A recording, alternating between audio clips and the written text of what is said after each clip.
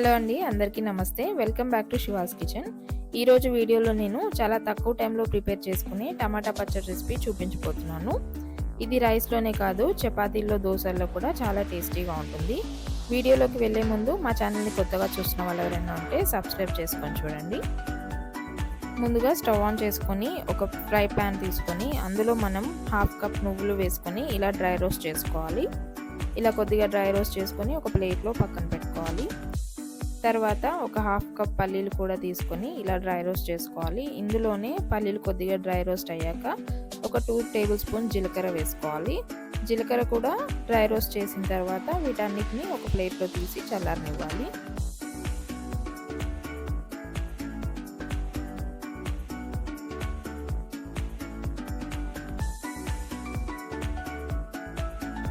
తర్వాత అదే ప్యాన్లో ఒక 1/2 కేజీ టమాటాలని ఇలా ముక్కలుగా కట్ చేసి వేసుకోవాలి. ఇందులోనే కారానికి సరిపడా పచ్చిమిర్చి వేసుకొని ఒక కట్ట కొత్తిమీరని ఇలా కడిగి వేసుకోవాలి. ఇందులోనే కొద్దిగా చింతపండు కూడా వేసుకొని ఒక 2 టేబుల్ స్పూన్ ఆయిల్ వేసుకొని ఇవి కొద్దిగా మగ్గనివ్వాలి. ఇలా ఒక 2 నిమిషాలు మగ్గిన తర్వాత ఇందులో మనం ఒకసారి కలుపుకున్న తర్వాత 1/2 స్పూన్ పసుపు కూడా వేసుకొని మళ్ళీ మిక్స్ చేసుకోవాలి.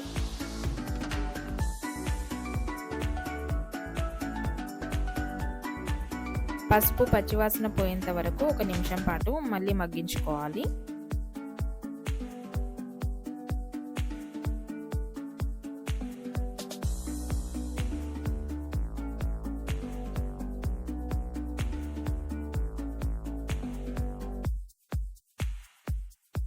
ఇలా 1 నిమిషం పాటు మగ్గిన తర్వాత ఒకసారి కలుపుకొని స్టవ్ ఆఫ్ చేసుకొని చల్లారనివ్వాలి.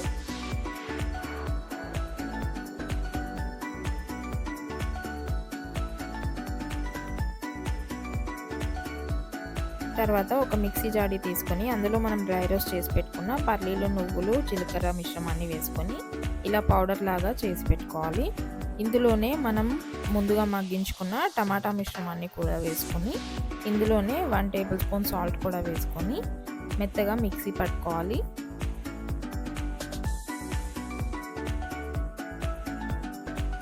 ఇలా పేస్ట్ లాగా చేసుకొని ఒక బౌల్లో తీసి పెట్టుకోవాలి. తర్వాత ఒక చిన్న ప్యాన్ తీసుకొని అందులో 1 టేబుల్ స్పూన్ ఆయిల్ వేసుకోవాలి. ఆయిల్ వేడయ్యాక అందులో 1/2 స్పూన్ జీలకర్ర, 1/2 స్పూన్ ఆవాలు, కొద్దిగా కరివేపాకు, 2-3 ఎండుమిర్చి వేసుకొని కొద్దిగా ఫ్రై అయిన తర్వాత ఈ మిశ్రమాన్ని మనం బౌల్లో తీసి పెట్టుకున్న పచ్చడిలో వేసుకొని కలుపుకోవాలి.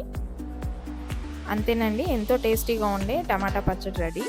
ఇది రైస్లోనే కాదు, చపాతీల్లో, దోశల్లో కూడా చాలా టేస్టీగా ఉంటుంది. మీరు కూడా ట్రై చేయండి. ఎలా వచ్చిందో నాకు కామెంట్ బాక్స్లో పెట్టండి. ఈ వీడియో కనుక మీకు నచ్చినట్లయితే లైక్ చేయండి, షేర్ చేయండి, కామెంట్ చేయండి. మరిన్ని ఇంట్రెస్టింగ్ వీడియోస్ కోసం మా ఛానల్ని సబ్స్క్రైబ్ చేసుకోవడం మర్చిపోకండి.